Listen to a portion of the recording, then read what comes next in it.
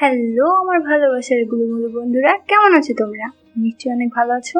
আর আমার ভিডিওগুলো দেখে দেখে খুব সুখ নিচ্ছে। আমি তোমাদের সুখ দিতেই তো তোমাদের জন্য নিয়মিত সব মজার মজার ভিডিও নিয়ে আসি।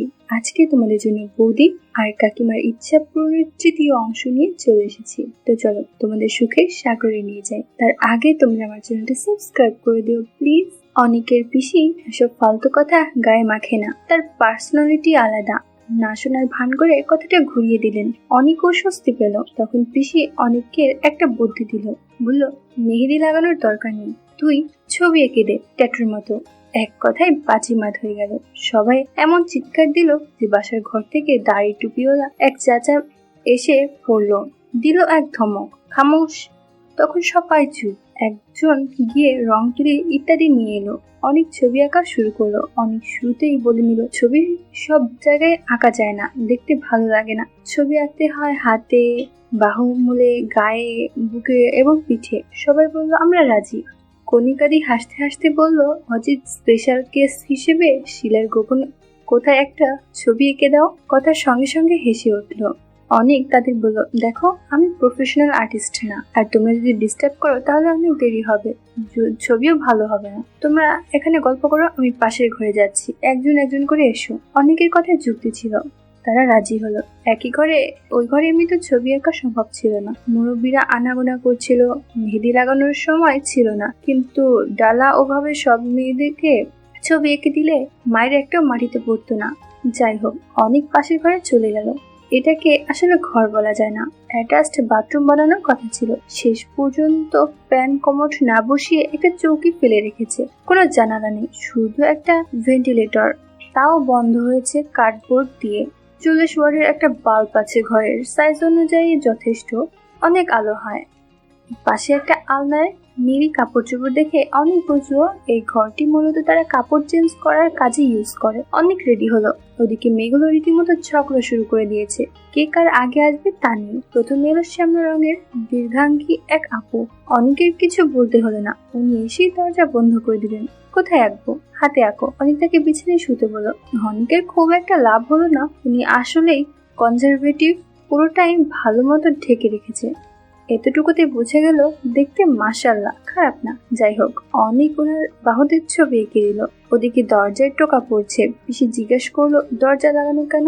অনেক বলল ছোট ঘর, অনেক জিনিস, দরজা না লাগালে আমি বসতে পারি না, কপাটে হাত লেগে যায়, ছবি আঁকবো কিভাবে? কথা আসলে ঠিক। আর এত লোকের মাঝে দু একজন এই চিপার মধ্যে ডুব মারলেও ময়মুরব্বী কিছু টের পাবে না। এটাও একটা বড় কারণ। মেয়েগুলোর বুদ্ধি একেবারে শাসানো, ভেঙে বলতে হলো না, এমনিতেই বুঝে গেল। এরপর এলো সালোয়ার কামিজ পরা, চশমা লাগানো এক সেই জিনিস। তুমি কোন ক্লাসে পড়ো? 8-এ। ও মা, তাই নাকি? তোমাকে অনেক ছোট মনে হয়। অনেক মনে মনে ভাবছে এই কথা আর কত শুনবো। আপনি কি করেন? ও আমি আমি ফারজানা, মেডিকেলে পড়ি। ও, কাজ শুরু করো। ভালো কথা। আমার কিন্তু দুটো ছবি আঁকবে, ওদেরকে আবার বলে দিও না। আমি ফারজানা আপুর গালে একটা ছবি আঁকলো। দ্বিতীয় ছবিটা একটু বেকায়দা মতো আঁকতে হলো। একবার বলে এখানে তো আরেকবার বলে সেখানে, তারপর পায়ের একটু উপরে উড়ুতে আঁকতে বলেন। মুচকি মুচকি হাসছিলেন। নারীর সংস্পর্শে যে এত ভালো লাগে তা সে প্রথম টের পেল অনেক। এরপর আরো 4-5 জনের ছবি আঁকলো সে, সবাই দুটো করে, একটা অবধারিত ভাবেই হাতে বা চেহারায়, বাকিগুলো কখনো উড়ু কখনো পিঠে, দু একজন অবশ্য গভীরে আঁকিয়েছে। এরা খুব চালাক, অনেকে ওয়াদা করে নিয়েছে কাউকে যেন না বলে। আর সবাই বাইরে গিয়ে বসেছে, বলেছে একটাই ছবি নাকি।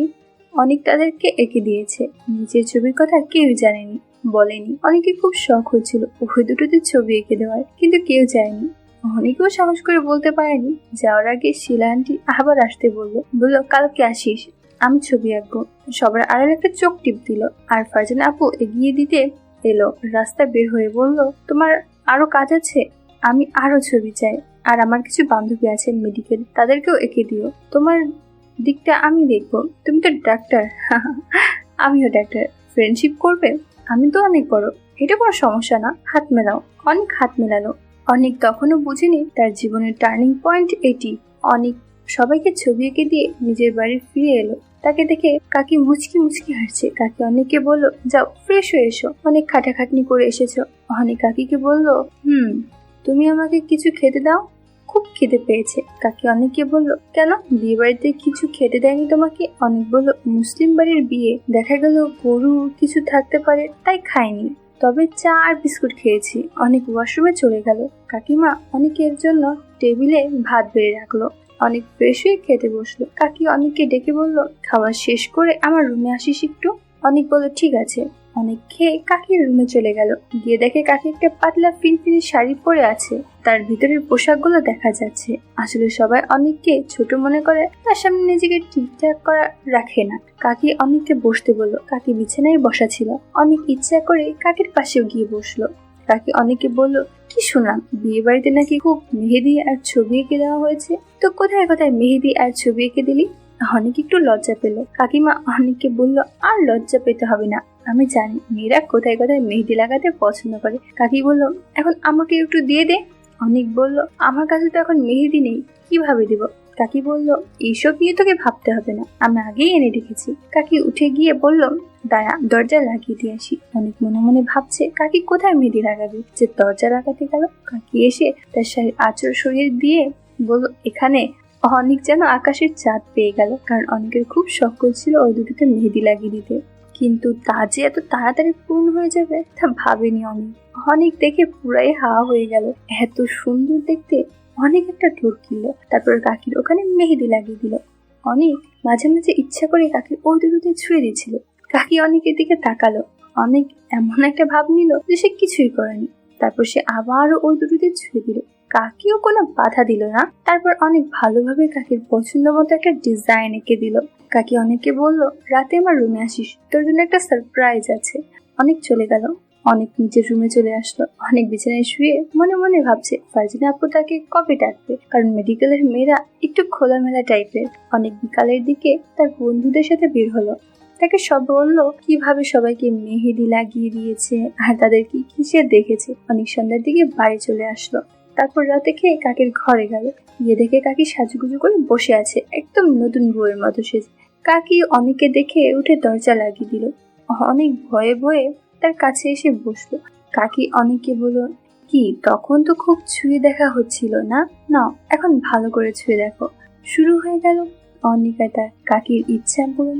তারপর একদিন ফারজানা আপু অনেককে তাদের হোস্টেলে ডাকলেন। ফারজানা আপু অনেককে ভিন্ন এক জগতের সদস্য করালেন। সে ঘটনা যথাসময়ে বলা হবে। তো বন্ধুরা, কেমন হলো আমার আজকের গল্পটি? আমি জানি আমার গল্পগুলো শুনে তোমরা খুব সুখ পাও। এমনই সব মজার গল্প পেতে আমার চ্যানেলটি সাবস্ক্রাইব করে আমার সাথেই থেকো। তোমরা সবাই অনেক অনেক ভালো থেকো। Bye bye.